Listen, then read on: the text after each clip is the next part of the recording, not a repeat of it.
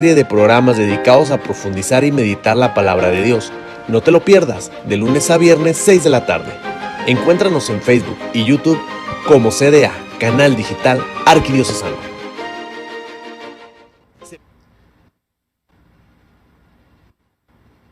El día de hoy, soy el Padre Juan Jaime Soto, vamos a meditar la pasión del Evangelio según San Mateo.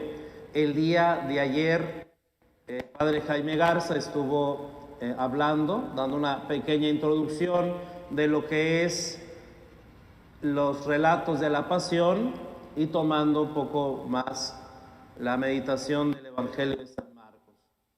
Yo voy a continuar haciendo la alusión del Evangelio de San Mateo, tomando en cuenta algunas consideraciones importantes antes de entrar directamente al estudio. Primero es que el Evangelio de San Mateo es un escrito que amplía el Evangelio de Marcos. Marcos es la base de todo este desarrollo, digamos, acerca de Jesucristo, todo este mensaje de la vida y de la pasión y la muerte del Señor Jesucristo. Entonces, en ese sentido, como San Mateo quiere reelaborar esta narración de la vida de Jesús, aplicándola a su contexto, una comunidad de Antioquía en la que le interesa ver y mostrarles a los judíos convertidos a la fe cristiana, primeramente que Jesucristo es el Mesías. En segundo lugar, tenemos también la importancia como cristianos de una iglesia unida. San Mateo le interesa que el cristiano que va releyendo este evangelio vaya asumiendo la identidad de comunidad. Por eso esto va a ser muy importante y vamos a ver esos detalles en los que se nota el interés por Jesucristo, por involucrar a su comunidad. Ya el camino de la salvación que Él ha trazado en la tierra no es Él solo el protagonista y todos los demás espectadores, sino que Cristo quiere que sus discípulos se vayan involucrando en todos los pasos, en todo este proceso que Él va experimentando, ¿no? Que va viviendo cada momento, cada etapa de su misión primero y luego en la llegada de Jerusalén, de su pasión, muerte y resurrección. Muy bien, entonces vamos a iniciar precisamente esta parte. El Evangelio de la Pasión, estructurada a partir de Marcos, San Mateo, va a seguirla prácticamente tal cual. Solo va a haber algunos cambios que él va a realizar, unos que solamente son cambios estilísticos. El griego de Mateo es un griego más elegante, más culto que el griego de Marcos. Por eso en la lectura en griego nos vamos a tener en cuenta estos arreglos estilísticos, pero también además de eso va a haber unos cambios, no solamente a nivel estilístico, sino el interés teológico de Mateo, de hacer más involucrar a la comunidad, de enfatizar más los rasgos del mesianismo de Jesús, ¿sí? Entonces, vemos aquí la estructura de la pasión. La pasión comienza con la escena de la conspiración, después la unción en Betania y la traición de Judas, para luego continuar con los preparativos de la cena pascual, continuar con el anuncio de la traición de Judas, la institución de la Eucaristía y luego continuar con la predicción de las negaciones de Pedro. Fíjense en este encuadre. Esta primera parte es fundamental porque comienza, el tema de la pasión es la muerte de Cristo. Cristo, la intención, como vemos, de los sacerdotes de matar a Jesús. Por eso se prepara esa muerte con la unción en Betania. Y luego la pasión de Cristo no solamente va a tener el vertiente de la parte física de lo que le va a pasar, del arresto, los golpes a Jesús, la flagelación, el cargar con la cruz, o sea, toda esa parte que es clara, ¿verdad? Entender esa parte física de todo ese dolor que Cristo va a experimentar por nosotros, sino también la otra parte, la parte emocional, la parte afectiva de Jesús. También va a sufrir. Jesús, no se nos olvide, Él ha escogido a sus apóstoles, y dentro de sus apóstoles tenemos a uno que va a ser el traidor y el otro que lo va a negar, Judas y Pedro. Entonces, esta vertiente también dentro de la pasión es importante porque también aplica este sentido de ese dolor profundo que no es a base de golpes, ni insultos, ni salivazos, ni bofetadas, ni azotes, sino que es por la traición, el que alguien que está cercano a ti te entregue, ¿verdad? Te dé la espalda, como decimos, te clave el puñal. Y el otro, pues que te niegue, ¿verdad? Que no te reconozca, que siendo parte de el grupo o parte tuya, ¿verdad? Tú lo hacías alguien que estaba a tu lado, él así públicamente y con juramento, y vamos a ver toda esa parte, esa negación de Pedro, pues es algo que sabemos en el fondo duele a cualquier persona, ¿no? Muy bien, después de esto,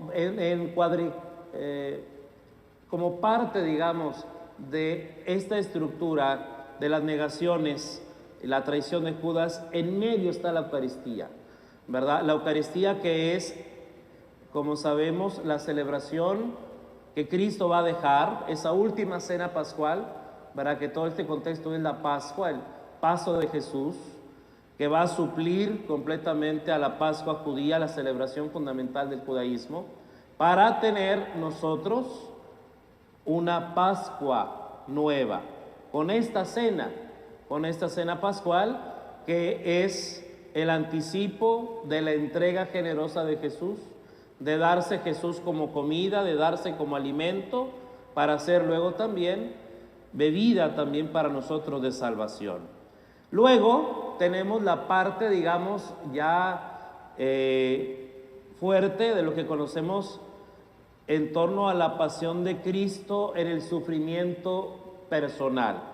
Además de haber experimentado esto, la agonía de Jesús, luego el prendimiento en el huerto, Jesús que es llevado al Sanedrín como siguiente momento, ahí se va a dar una doble situación que Cristo había anunciado las negaciones de Pedro, y aquí es donde se realizan, ¿verdad? Al mismo tiempo, en una narración que puede ser casi simultánea, mientras Jesús está compareciendo ante el Sanedrín y dando testimonio de que verdaderamente Él es el Hijo de Dios, que no niega quién es Él. Por otro lado tenemos a Pedro que en 3 ocasiones va a ir pues negando que es parte del grupo de Jesús. Él va a negar quién es Él, o sea, el temor es claro, digamos, en esta parte de lo que Pedro tiene. Pedro es alguien que le falta valor, y ese temor, ese miedo que él experimenta lo hace decir estas cosas, de negar inclusive al Señor, algo que todo el mundo estamos pues propensos a final de cuentas como seres humanos ante el temor de ser golpeado, de ser humillado, de ser arrestado, de ser pues inclusive también ejecutado a muerte, ¿no? Es ese miedo de Pedro el que le hace pues negar a Jesús. Después tenemos la escena donde Jesús es llevado ante Pilato, el día siguiente por la mañana, el viernes por la mañana, aparece una escena que solamente está en San Mateo, la muerte de Judas, que ya la meditaremos adelante, así despacio, una escena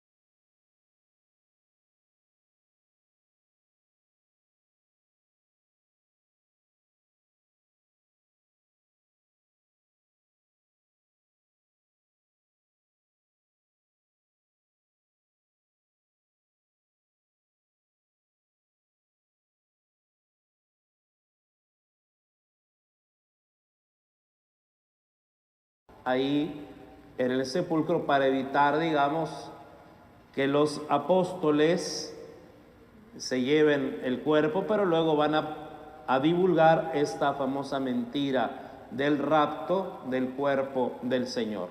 Muy bien, ahí solamente les pongo el mapa. Todo sucede en la ciudad de Jerusalén. Los lugares se distinguen muy claramente. La parte del templo, que es donde es la conspiración de los sumos sacerdotes, Judas que va y les avienta las monedas, todo eso en el templo de Jerusalén. Luego tenemos otra parte que es en la casa o en el cenáculo,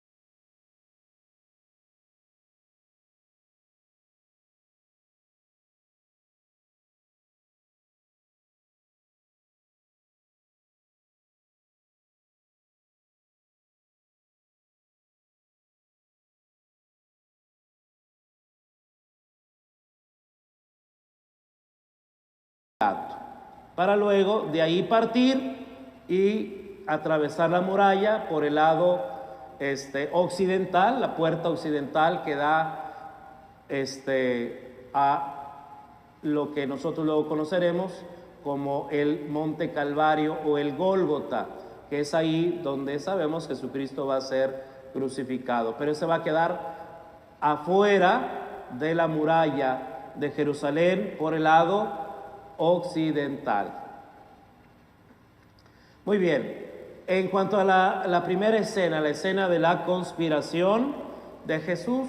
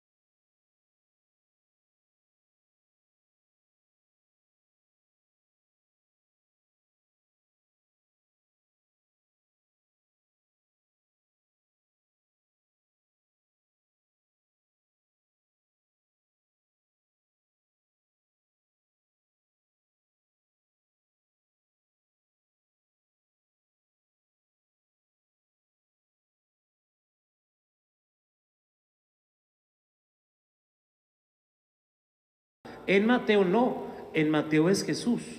Y el Jesús que anticipa con este pequeño discursito, pequeña intervención, en la que Él ya está preparado para todo. Él conoce todo lo que va a pasar, por eso les advierte a los apóstoles: dentro de días es la Pascua, el Hijo del Hombre va a ser entregado para ser crucificado. Eso no aparece en ningún otro evangelio más que en este, donde ya Jesucristo va a ir preparando precisamente el fin de su misión como predicador, catequista de la palabra del reino, y ahora a entregar su vida como el Hijo de Dios, ¿verdad? Que viene a dar su vida por nosotros. Luego la parte que ya habíamos escuchado de los sumos sacerdotes. Aquí nada más el único detalle es que San Mateo, cuando habla de los ancianos, menciona los ancianos del pueblo. Esa es una anotación que solo está en San Mateo. San Marcos y Lucas solamente dicen los ancianos del pueblo. ¿Para qué? De alguna manera quizás involucrando a que no solamente son las autoridades jerarcas del Sanedrín los que están aquí en la confabulación, sino que estos ancianos son los que representan al pueblo, y también hay que involucrar al pueblo judío. ¿Sí? San Mateo es un evangelio, como lo hemos mencionado, que una gran parte de sus destinatarios son estos judíos. Esos judíos que todavía están en sí creo en el Mesías o no, está en esta situación. Por eso este evangelio es el que más insiste en presentarles que verdaderamente Jesús es el Mesías, haciendo alusión tanto a detalles como a alusiones del Antiguo Testamento. Muy bien, la unción en Betania, este pasaje, como sabemos,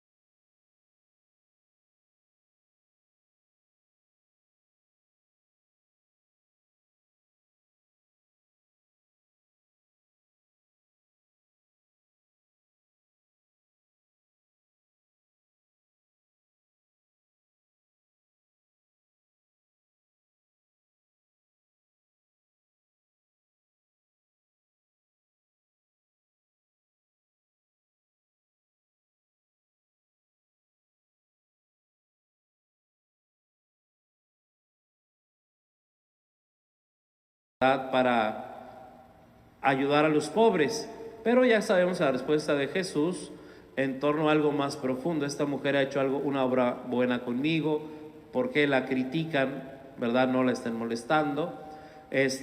La pobreza, los pobres, pues va a haber oportunidad de ayudarles mucho, pero ahora lo más importante es lo que ella ha hecho, ¿verdad? Ese ungüento ha sido para preparar su cuerpo para la sepultura. Tiempo realmente para ungir y preparar dignamente el cuerpo del Señor para su sepultura. Y aquí pues anticipa este hecho que va unido precisamente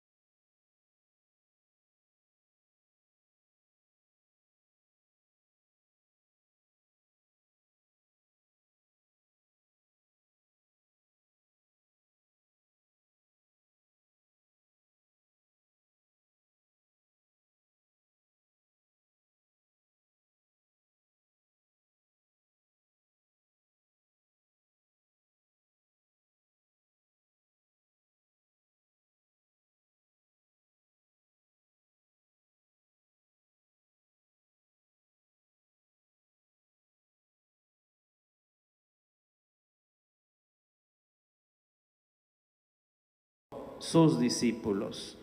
Una Pascua que es eclesial. Entonces entender esta dimensión. Cristo no la celebra solo, Cristo la celebra con los discípulos, que es entender esta invitación de celebrar la Pascua. Muy bien, continuamos con el anuncio de la traición de Judas. Aquí, como sabemos, el verbo clave es entregar. Aparece 3 veces en la escena, por eso lo puso ahí con rojo. Os aseguro que uno de ustedes me entregará. Luego en el versículo 23, el que ha metido conmigo la mano en el plato, ese me entregará. Y al final, versículo 25, entonces preguntó Judas el que iba a entregarlo. Entonces, la traición con este verbo de entregar. Claro que este aparece en Marcos, solamente lo único que cambia, prácticamente todo el relato es igual, el de Marcos que el de Mateo. Solo Mateo agrega un detallito, digamos, ahí, que es en el versículo 22, donde dice, muy entristecidos se pusieron a preguntarle. Muy entristecidos. En el caso de Marcos, solamente así la interrogación de que ellos así quedaron sorprendidos y todos comenzaron a preguntarle. Mateo, esta parte del sentimiento. Los discípulos se entristecieron. Fíjense, o sea, Jesús les anuncia, uno de ustedes me entregará. Marcos solamente la alusión de que se sorprendieron, así como que fue un shock.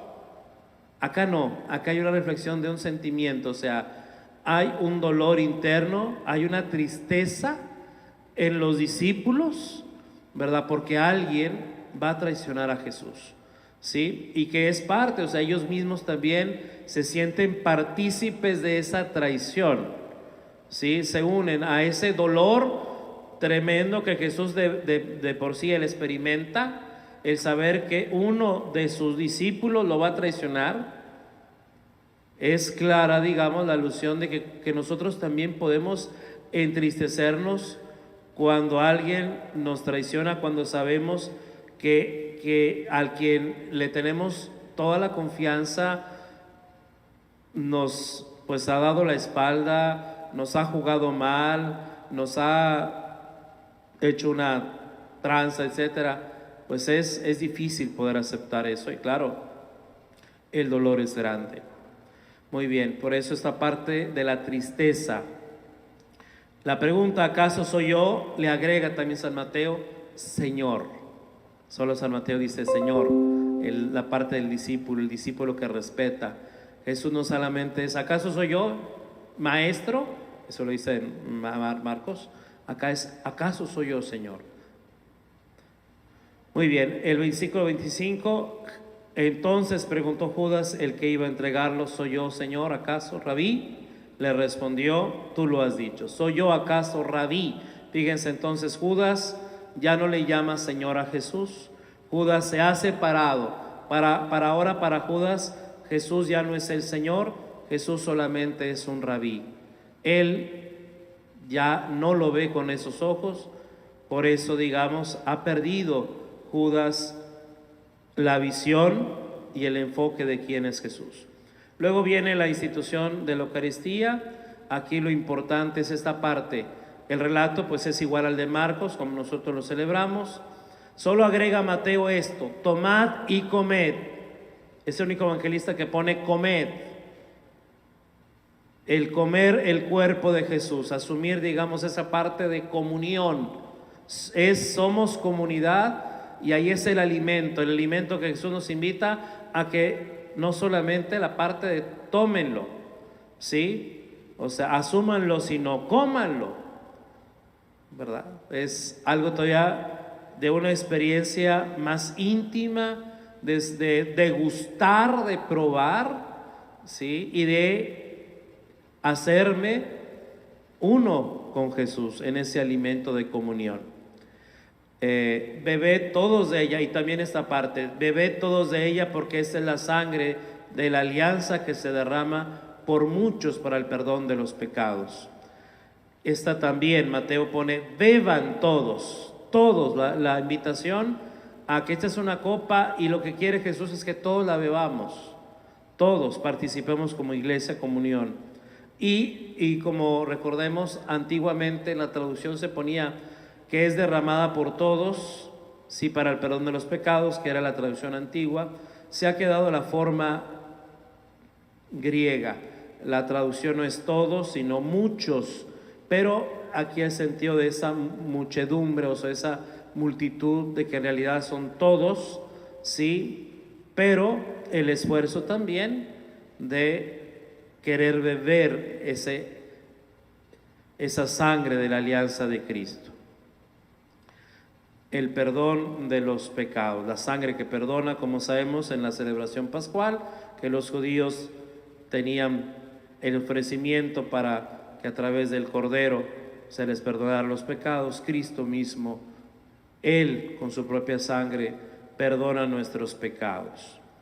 Y termina Jesús diciendo esto que solo está en San Mateo, que ese vino ya no lo va a volver a beber hasta que lo beba con ustedes en el reino de mi Padre. O sea, Cristo, esta alusión, que sí la hace en San Marcos también, de que Él va a esperar beberla, el vino nuevo, cuando esté en su reino. Pero aquí esto que agrega, quiere Cristo volver a beber ese vino, pero con nosotros allá en el reino del Padre. Luego tenemos las predicciones de Pedro, ¿sí? Esta misma noche en la negación, esas negaciones que van increciendo, ¿verdad? De San Pedro después. Jesús va a decir primero que esta noche San Pedro lo va a negar. Y luego pues ya aparecen las negaciones más adelante. Aquí nada más lo importante es esa alusión. Jesús Cristo dice esta misma noche, de noche. La oscuridad, como sabemos, el significado de la tiniebla. Pedro va a pasar una noche, ¿verdad? Porque va a perder la luz de Cristo. Se va a perder, curiosamente, en la oscuridad, y por eso va a negar a Jesús esta misma noche. Oración de Jesús en el huerto. En la oración de Jesús, la escena que Mateo sigue perfectamente a Marcos todo el tiempo, pero aquí hay un detalle. La tristeza de Jesús. Comenzó a sentir tristeza y angustia. Otra vez es sentimiento, ya no solamente es la angustia, sino la tristeza que embarga a Jesús por lo que va a pasar. Ese momento en el que como ser humano Jesucristo, aquí tenemos estos dos sentimientos que no son ajenos a quien está cerca de la muerte, a quien experimenta de cerca la enfermedad, a quien experimenta de cerca el dolor y que lo ve venir. Hay una tristeza y Jesús no es ajeno a ella, ¿sí? O sea, nosotros no podemos sentirnos mal porque nos sentimos tristes o angustiados por lo que nos pase, por lo que estamos viviendo en esta pandemia, porque si a un familiar pues ya le dio positivo, o que uno corre ese riesgo de dar positivo, y cuando a lo mejor le pueden informar que salimos con positivo, pues sentir esto, ¿verdad? Sentir este miedo, sentir esta tristeza y esta angustia. Jesús invita, fíjense en la oración, Jesús en San Marcos solamente le dice velen, pero aquí fíjense le agrega esta parte, velen conmigo, la insistencia otra vez de Jesús con sus apóstoles, los apóstoles que deben de sentirse esa pertenencia a Jesús. Jesús no hace oración solo en Getsemaní, Jesús no vela solo en Getsemaní, Jesús quiere que los discípulos también velen con Él. Aquí nada más el detalle, Padre, Abba, en San Marcos solamente dice Abba, Padre, en Mateo, Padre mío. Fíjense aquí la experiencia profunda de Jesús. Jesús siente un abatimiento y una tristeza tan profunda que cuando aclama al Padre así, con esa expresión, Padre mío, ¿verdad? Así de esa unión, de decir qué es lo que está pasando, Padre, ¿verdad? O sea, ese escúchame, ese acoge mi petición, ese está, o sea, ten empatía conmigo, es algo muy profundo en esa situación de unión de Jesús con Dios Padre. Para Él, en este momento que normalmente nos invita a decir Padre nuestro o Padre, aquí Él lo experimenta para querer en esa cercanía por lo que Él está experimentando. No se nos olvide, esta parte es la parte humana de Jesús, la parte humana. Luego vuelve con los apóstoles y les reclama un poquito, les reprocha, pero otra vez la insistencia, no han podido velar una hora conmigo, Él conmigo. Padre mío, vuelve otra vez, Padre mío, si esta copa no se puede pasar sin que yo la beba, hágase tu voluntad, hágase tu voluntad. En San Mateo es muy importante este tema, solo el Evangelio de San Mateo dice esta pequeña frase, hágase tu voluntad, 2 veces en el Evangelio, una en el Padre Nuestro, y aunque la tiene el Padre Nuestro, el Evangelio de San Lucas no aparece el hágase tu voluntad, solo San Mateo, y aquí vuelve a aparecer el hágase tu voluntad. Es importante, o sea, Jesús nos involucra en esto, que es, aunque a nosotros nos cueste, aunque nosotros querramos y le pidamos a Dios, siempre debe estar nuestra fe clara, que no se va a hacer lo que yo quiera, sino la voluntad de Dios. Que se haga tu voluntad. Qué difícil, pero es la parte de entender este camino de Jesús que nos enseña a no querer huir al dolor, no querer huir al sufrimiento, no querer hacia un lado la agonía. Si eso es la voluntad de Dios, que se haga tu voluntad, que se haga. Por eso decía, velen y hacer oración para estar preparados para ese dolor, para ese sufrimiento. Volvió entonces con los discípulos y ya otra vez con los discípulos. Viene el prendimiento, en el prendimiento de Jesús, que va siguiendo la misma redacción que la de Marcos, solamente los pequeños detalles. Uno, que normalmente San Mateo agrega, o sea, en cuanto a la parte de exagerar, un gran número de personas, o sea, San Marcos solamente dice que llegó con una comitiva, digamos, o corte Judas con espadas y palos, y dice un grupo numeroso, o sea, como mostrando un poquito así que eran muchísimas personas, ¿no? Vuelve a aparecer el verbo prender, agarrar de manera así. Lo de prender es de agarrar a fuerza, ¿sí? De tomarlo, no con delicadeza, sino como, pues vaya, como si fuera un rapto, un secuestro, ¿no? El saludo, fíjense, al instante se acercó a Jesús y le dijo, salve, Rabí. Salve, el saludo, muy griego, ¿verdad? Este saludo, salve, y no le llama Señor o solo Rabí, o sea, ya el distanciamiento de Judas con Jesús. Y viene un detalle que solo en Mateo está.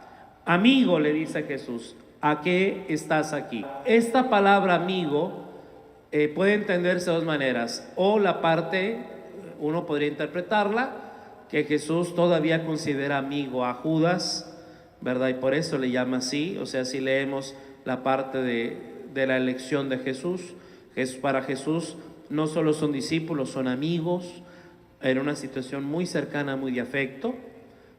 Es lo que muchos opinan en esa parte de Jesús todavía. Pero otros opinan que la palabra amigo es una expresión como nosotros cuando no sabemos el nombre ya de la persona y que le decimos, hey compadre, hey camarada. O sea, nada más como diciendo, de vista nada más te conozco, no sé tu nombre, por eso nada más te digo así, cuñado, primo, no sé. Pues sí, porque no me sé el nombre, no hay ya la relación personal, diferente que en Lucas. En Lucas Jesús sí le llama por su nombre, Judas, con un beso entregas, que es distinto el mensaje lucano al de Mateo. O sea, aquí que yo coincido en esta parte de lo que interpretan algunos comentaristas, es que cuando Jesús le dice a Judas amigo, no le dice por ser amigo afectivo, sino hemos roto, ¿verdad? O sea, ya tú mismo te has separado. Por eso le dice a lo que estás aquí, o sea, no hay una alusión sino al hecho de que se cumple la traición de Jesús, la traición de Judas con Jesús. Muy bien, vuelve la espada, la escena de la espada. San Pedro sabemos que es el que aparece ahí, criado del sumo sacerdote, y Jesús dice vuelve la espada. No es la manera. Jesús no nos enseña a través de la violencia a alcanzar la salvación. ¿Sí? La presentación de los testigos falsos en contra de Jesús y la escena donde Jesús comparece verdaderamente como el Hijo de Dios, el Sanedrín que conjura, ¿verdad?, a Dios. Por un lado, como sabemos, Jesucristo acepta, y toda esta secuencia la va llevando igual que Marcos. Ha blasfemado y Jesús es burlado por los soldados de ahí.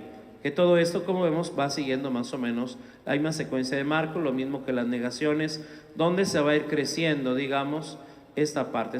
Aquí nada más lo interesante es que en las negaciones a Jesús se le llama el Galileo, ¿verdad? Jesús el Galileo. Solamente aquí, en ningún otro evangelio aparece que a Jesús se le llame el Galileo. Y Pedro va negando a Jesús, primero con mentira, luego con juramento y luego con imprecaciones. Fíjense cómo se va el proceso de la negación: la mentira, el juramento y con violencia. El crescendo, ¿no?, de la mentira. Jesús es presentado ante el procurador. Aquí la parte del procurador que se interrumpe con la escena de Judas, que marca la traición, ya lo comentamos, el precio de sangre, las 30 monedas.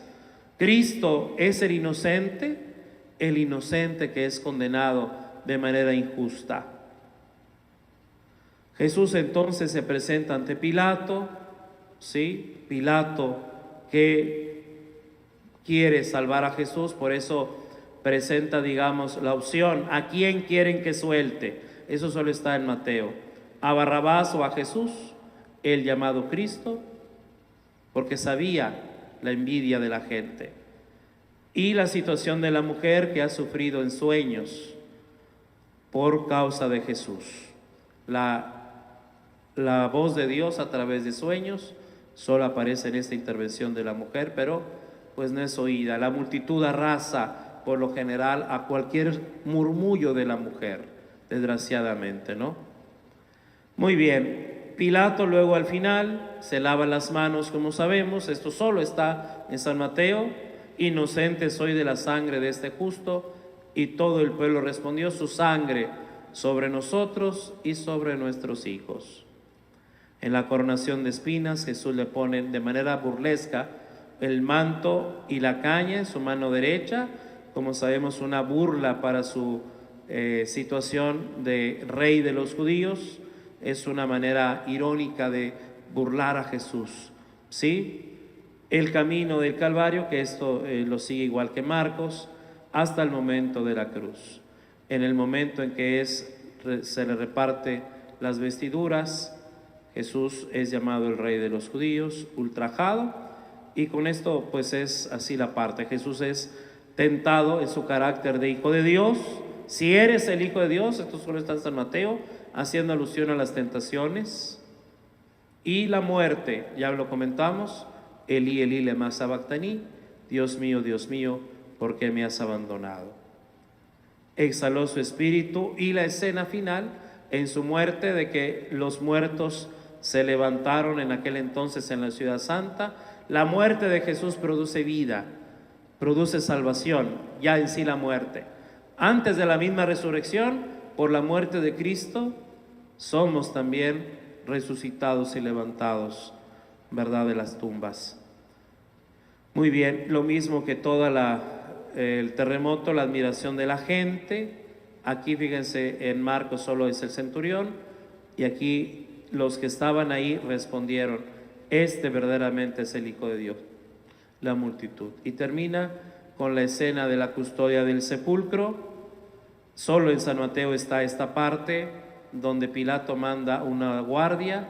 Los guardias después inventan, ¿verdad?, que los discípulos han robado el cuerpo y que ellos son los que proclaman esta mentira.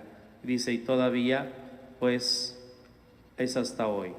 Pero hasta ahí esa parte de que aseguraron la piedra con el sepulcro. Muy bien, pues con esto terminamos esta reflexión del Evangelio de San Mateo en el relato de la Pasión. Muchas gracias. El día de mañana continuará con el relato de San Lucas. Que tengan todos muy buenas tardes.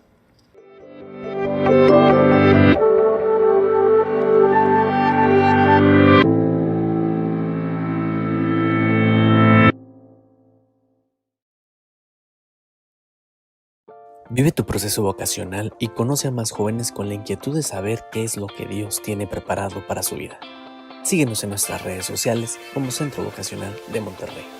Escucha, confía, responde. Septiembre, mes de la Biblia. Por eso tenemos una serie de programas dedicados a profundizar y meditar la palabra de Dios. No te lo pierdas, de lunes a viernes, 6 de la tarde.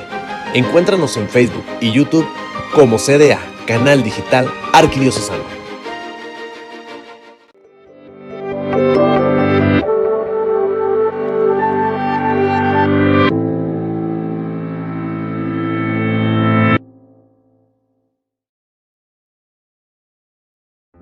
Vivamos lo nuevo. Al asistir a misa, 1.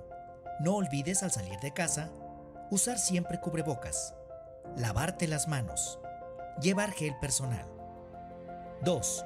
Hay un aforo limitado. Conserva la sana distancia de 1.5 metros. 3. Llegando al templo, sigue las indicaciones para entrar. Usa gel. Siéntate en los lugares asignados. 4. Participa con fe y devoción en la celebración. Podrás dar la paz mediante un gesto a la distancia. La Sagrada Comunión se dará en la mano, conservando la sana distancia en la fila. Al comulgar, no te quites el cubrebocas, solo bájalo.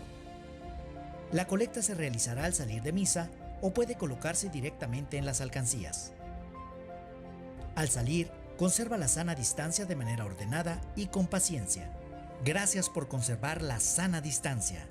Vivamos lo nuevo. Misión COVID. Arquidiócesis de Monterrey.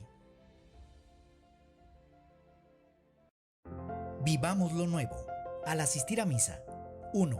Respetar el aforo permitido del lugar. 2. Conservar la sana distancia. 3. Procurar la higiene personal y del lugar. 4. Usar siempre cubrebocas. 5. Respetar a todos.